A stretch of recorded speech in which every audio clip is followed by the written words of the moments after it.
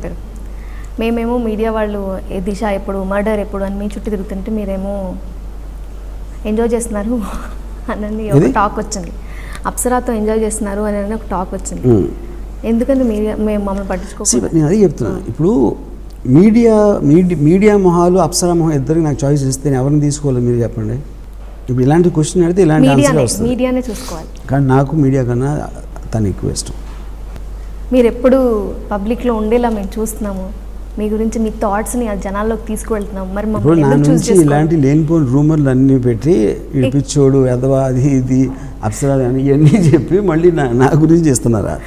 Trailers songs చాలా hit అవుతున్నాయి, చాలా వ్యూస్ వస్తున్నాయి, చాలా కామెంట్స్ వస్తున్నాయి. మరి సినిమాలకి ఎందుకు అంత రెస్పాన్స్ రావట్లేదు? ఇప్పుడు నేను చెప్తాను మీకు. ఇందాక అడిగారు సినిమా హిట్ అనేది 2 points. ఒకటి చూసినంతమంది ఎంతమంది నచ్చింది ఒక పాయింట్. రెండోది ఎంత పెట్టాం ఎంత తీసాం, ఎంత ఖర్చు పెట్టాం ఎంత వచ్చింది.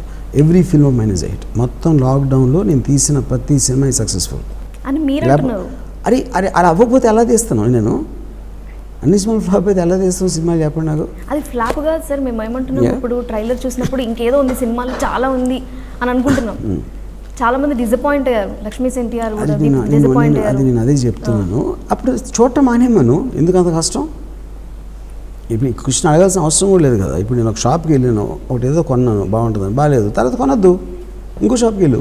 కానీ మీరు ట్రైలర్స్తో సాంగ్స్ అది అది నేను చెప్పేది. అంటే ట్రైలర్ పెట్టకూడదా? పెట్టండి, అదే ఇంట్రెస్టింగ్. మొత్తం 150 అది చెప్తున్నా. మీ అంత తెలివి నాకు లేదు కాబట్టి ఇప్పుడు ఏ ఫిల్మ్ మేకర్ అయినా ఇంట్రెస్టింగ్ ఉండకూడదని తీస్తాడా? భూ ప్రపంచంలో 150 సినిమాలు వస్తున్నాయి నెలకి, సంవత్సరానికి. ఏ డైరెక్టర్ అయినా ఇంట్రెస్టింగ్గా ఉండకూడదని తీస్తాడా? ఎవరు అలా తీస్తారు? మీ ఇంతకుముందు సినిమాలన్నీ చాలా బాగున్నాయి, మంచి రెస్పాన్స్ వచ్చింది. దీనికి 10,000 సార్లు సమాధానం చెప్పాను. Don't bore me on this. I'm done with this interview. Sir just leave it. ఎవరు అలా తీస్తారు? మీ ఇంతకుముందు సినిమాలన్నీ చాలా బాగున్నాయి, మంచి రెస్పాన్స్ వచ్చింది. దీనికి 10,000 సార్లు సమాధానం చెప్పాను. Don't bore me on this. I'm done with this interview. Sir just leave it.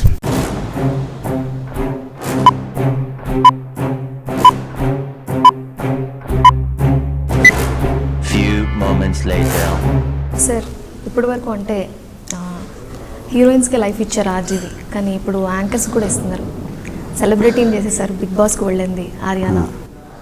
We are very happy to see her in Bigg Boss. నా పాయింట్ ఆఫ్ వ్యూలో ఎవరికి లైఫ్ ఇవ్వలేరు.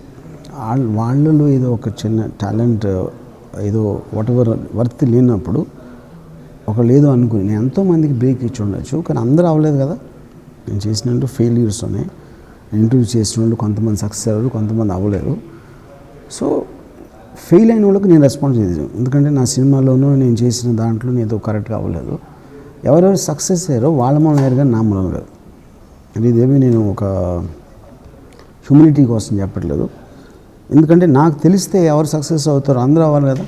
So I don't take credit. And I think తనకున్న braveness కానీ, తనకున్న ఒక inherent ఒక attraction కానీ, తను అడిగిన విధానం, అలాంటి క్వశ్చన్, నేను చెప్పిన విధానానికి తను రియాక్ట్ అయిన విధానం, I think that is her credit, not my credit. అదే అలాంటి కామెంట్ నేను ఇంకొక యాంకర్ మీద చేస్తుంటే యాంకర్ ఎలా రియాక్ట్ అవుతుందో నాకు తెలియదు. సపోజ్ మిమ్మల్ని చేసాను అనుకోండి, మీరు ఎలా రియాక్ట్ అవుతుందో నాకు తెలియదు. బిగ్ బాస్ ఎప్పుడైనా చూసారా సార్? నేను బిగ్ బాస్ ఒకేసారి చూసింది సన్నీ లియోన్ వచ్చినప్పుడు చూశాను ఒకేసారి.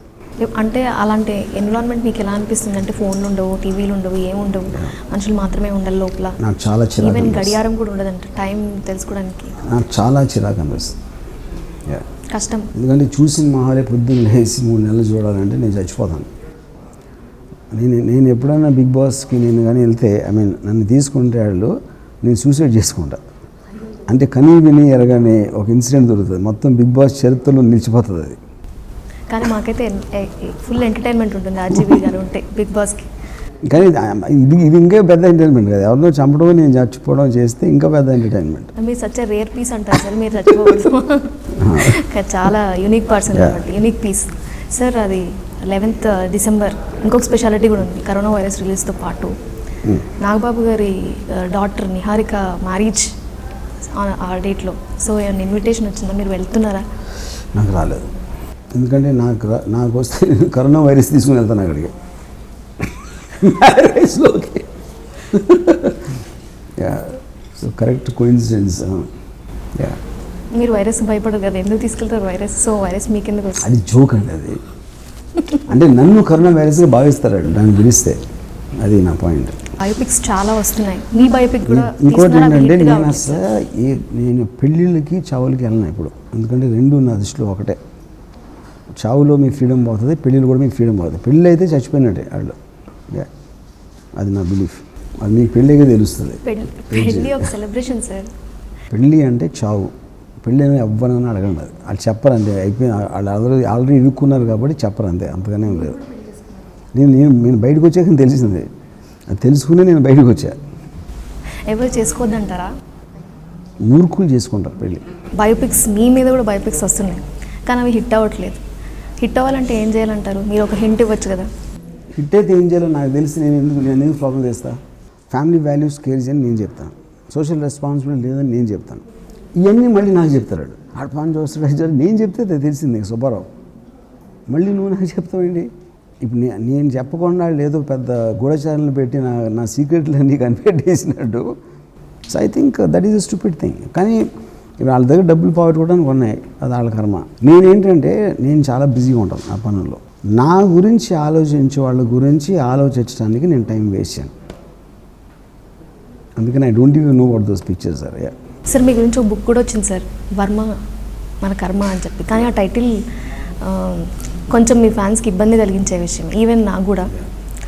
మీకేమనిపించింది? నాకు ఇది ఇప్పుడే చెప్పాను కదా, నాకు it doesn't make a difference. ఆ బుక్ ఏమైనా చూసారా సార్? చదివారా? ఆ బుక్ ఏమైనా చదివారా సార్? ఇంకా నాకు బుక్కులు చదివే టైం లేదు నాకు. అంటే అది మీ గురించి కదా అని. నా గురించి అసలు చదవను నేను. Right sir, thank you sir, thank you.